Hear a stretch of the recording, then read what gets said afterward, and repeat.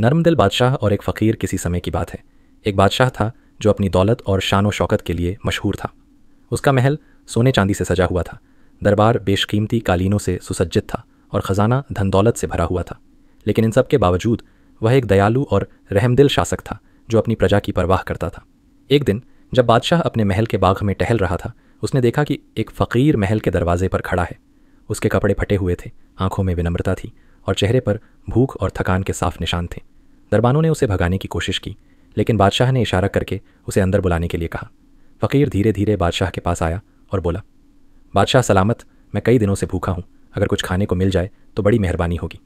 बादशाह ने तुरंत रसोइये को आदेश दिया कि फ़कीर के लिए सबसे अच्छा खाना लाया जाए। जब फ़कीर ने पेट भर खा लिया तो बादशाह ने पूछा, क्या तुम्हें और कुछ चाहिए? फ़कीर मुस्कुराया और बोला, हाँ बादशाह सलामत, क्या मुझे आपके ख़जाने से एक सोने का सिक्का मिल सकता है?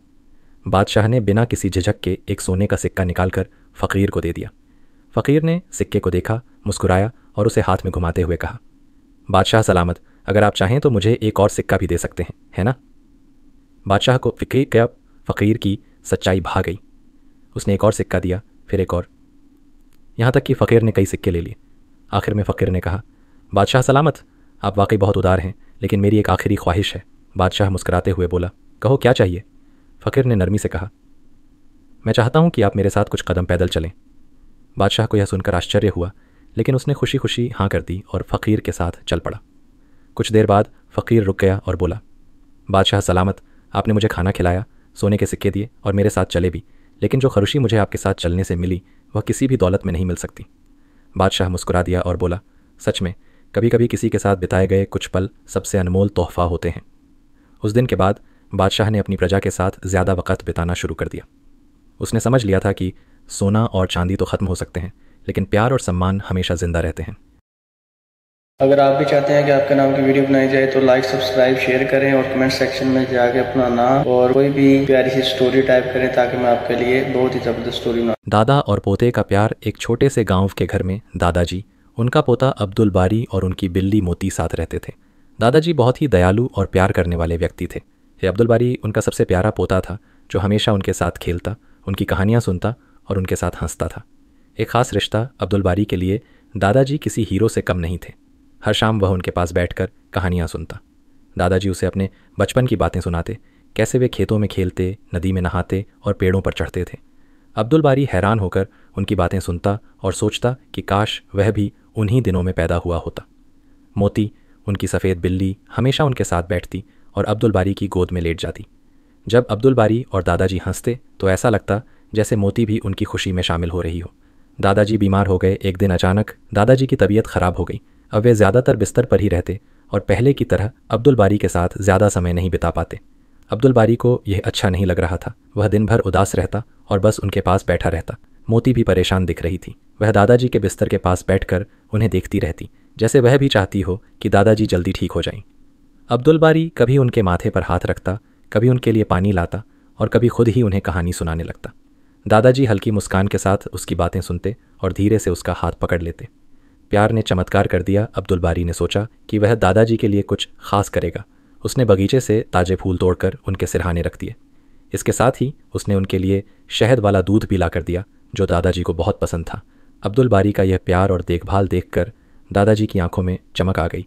उन्होंने धीरे से उसका माथा चूमा और बोले, बेटा, तुम्हारा प्यार ही मेरी सबसे बड़ी दवा है। कुछ ही दिनों में दादाजी की तबीयत सुधरने लगी। वे फिर से अब्दुल बारी को कहानियाँ सुनाने लगे। मोती भी खुशी से उनके आसपास घूमने लगी और उनके घर में फिर से पहले जैसी हंसी खुशी लौट आई। सबसे बड़ी ताकत है प्यार। ये कहानी हमें सिखाती है कि प्यार सबसे बड़ी ताकत है। जब हम अपने बड़ों का ख्याल रखते हैं और उन्हें प्यार देते हैं तो वे जल्दी ठीक हो जाते हैं और खुश रहते हैं। अब्दुल बारी के प्यार ने उसके दादाजी को ठीक कर दिया और उनके चेहरे पर फिर से वही पुरानी चमक आ गई। यही प्यार अगर आप भी चाहते हैं कि आपके नाम की वीडियो बनाई जाए तो लाइक, सब्सक्राइब, शेयर करें और कमेंट सेक्शन में जाके अपना नाम और कोई भी प्यारी सी स्टोरी टाइप करें ताकि मैं आपके लिए बहुत ही ज़बरदस्त स्टोरी बना। बादशाह और एक गरीब की कहानी। एक समय की बात है। एक शक्तिशाली बादशाह था जो एक बड़े राज्य पर राज करता था।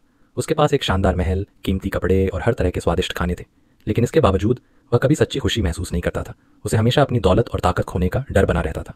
एक दिन बादशाह ने आम आदमी का वेश धारण कर बाजार का दौरा किया। वहाँ उसने एक गरीब आदमी को एक पेड़ के नीचे बैठे देखा। वह सूखी रोटी खा रहा था, लेकिन उसके चेहरे पर एक सुकून भरी मुस्कान थी। वह गुनगुना रहा था और बहुत शांत लग रहा था। बादशाह को हैरानी हुई और उसने पूछा, तुम्हारे पास तो कुछ भी नहीं है, फिर भी तुम इतने खुश कैसे हो? गरीब आदमी मुस्कुराया और बोला, खुशी सोने और ताकत से नहीं, दिल की संतुष्टि से मिलती है।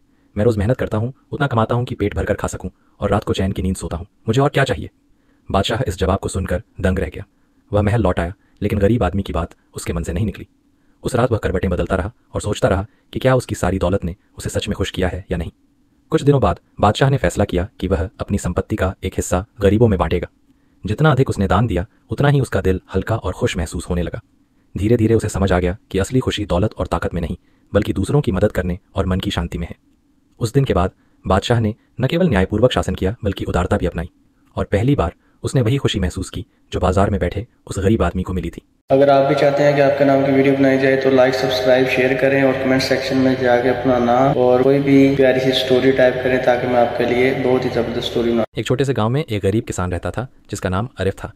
वह बहुत मेहनत करता था, लेकिन किस्मत उसका साथ नहीं देती थी। उसकी पत्नी का देहांत हो चुका था और अब वह अपने 3 बच्चों हिब्बा, हबीब और फरहान के साथ अकेला जीवन बसर कर रहा था।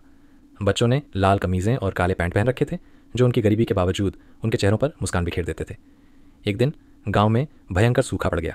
खेत सूख गए और आरिफ के पास खाने को कुछ नहीं बचा।